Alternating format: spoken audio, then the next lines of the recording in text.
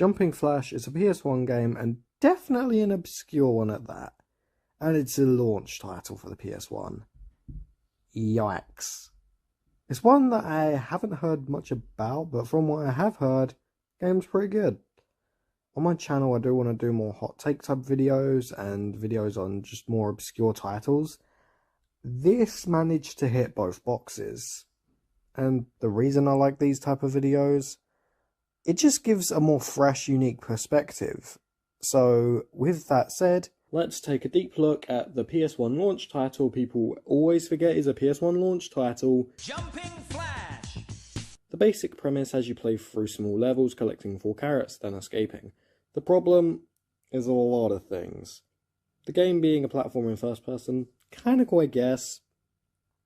I mean, we'd kinda see this later down the line with stuff like Cluster Truck, but that's very few and far between.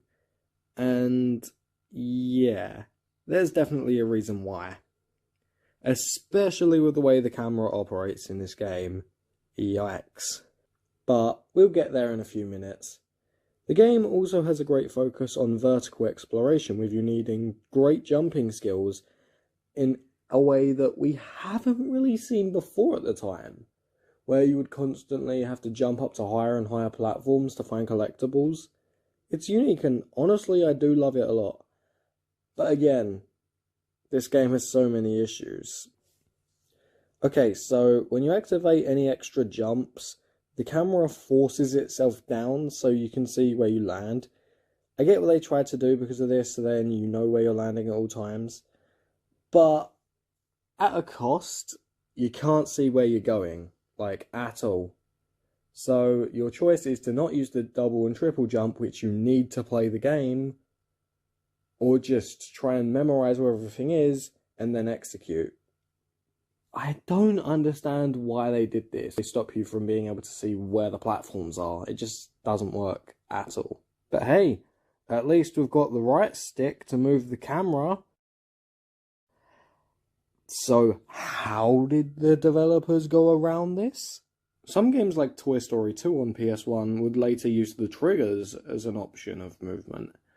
But whilst using the triggers to move would be a great idea, what we got instead was the worst possible idea they could have possibly had. The developers decided that the operation of the camera and the movement of your character should be mapped to the same D-pad. Oh, and did I mention? You can't look up.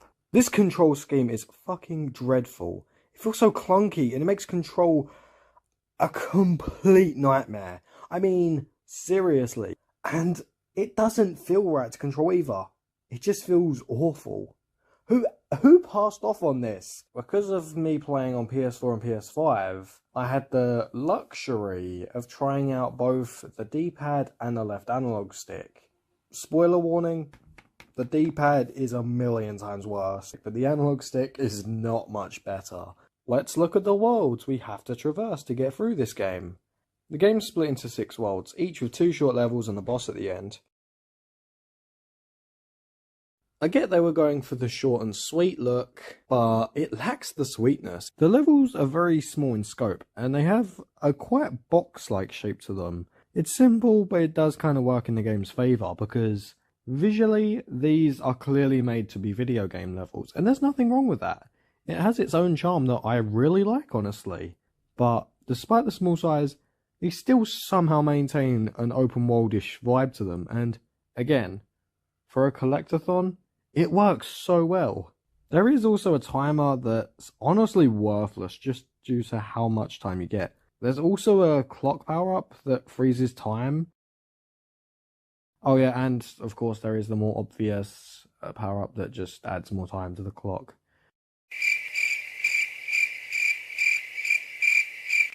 Speaking of the power-ups, most of them are just weapon-based, which change your gun out for something different.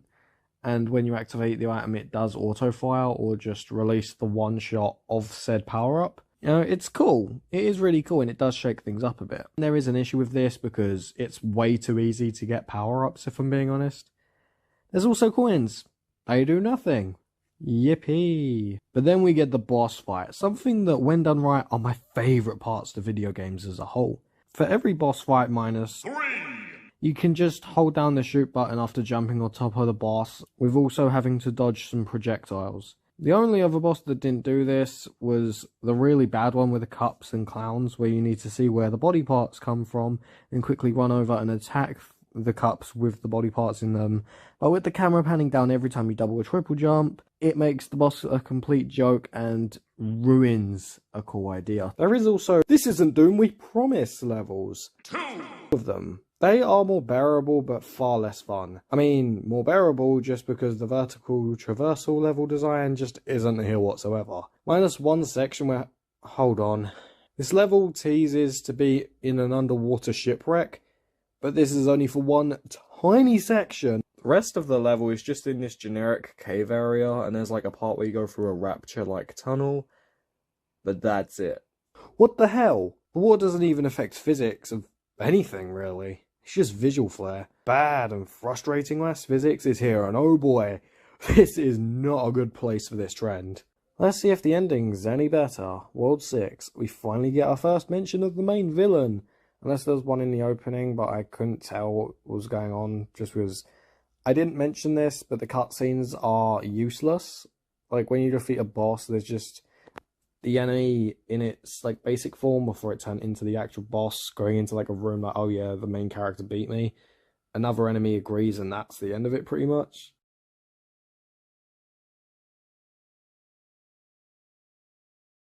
We start with a cool idea for a level with you in the void of space, with platforms that deactivate without warning. How do you ruin such a cool idea? Then we get a boss fight, where you fight Dark Pals, Dark Spyro, Bertram, Albedo, Shadow. I can't find a name for the evil Robbit in this game, so I'll just call him Sandwich Bag. What makes Sandwich Bag so special is that they have the same abilities that you have. It's just a darker version of yourself. And you actually have to use thought out strategies to beat the boss? Wow. How have they done it? Sony, you've outdone yourself. Oh, and I forgot to mention, Sandwich Bag can breed. You've made a boss fight that can actually count as a boss fight. And even if it does kind of come out of nowhere, the idea of facing a darker version of yourself, it's cute, and it makes me think about what this game would have been like if it was made in 2007. Then we get the final boss, who is even better. He feels like he was designed around the game mechanics that you have. Final boss has huge barrages of projectiles, so you can't just get on top and dominate that way.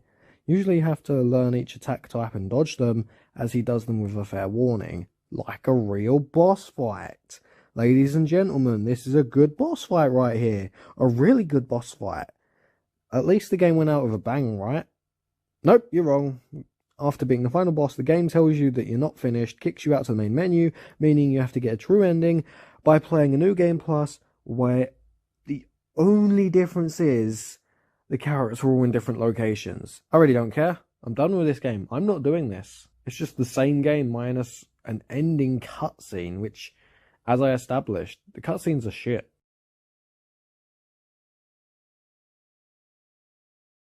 And that was Jumping Flash. Yes, it was. It most certainly was. And I can't lie, I am disappointed. The game has some really cool ideas, and some of them, while executed well, others weren't so lucky. And the bad outweighs the good so heavily. No matter what, the restrictive controls really held this down the most. If you ask me, the game just wasn't ready to exist. Not that it's unfinished. It's just the technology wasn't there yet. Like, seriously. The render distance wasn't a huge issue, but I'm talking more about the controller. We didn't have the right controller for a game like this at the time.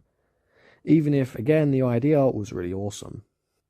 This game honestly should have been created with the existence of the dual analog stick controller alongside Ape Escape. But what we got isn't the worst game out there. So the people who did enjoy this game, good for you. Oh my god, I'm an idiot. I didn't talk about the bonus levels. Maybe that was for the best.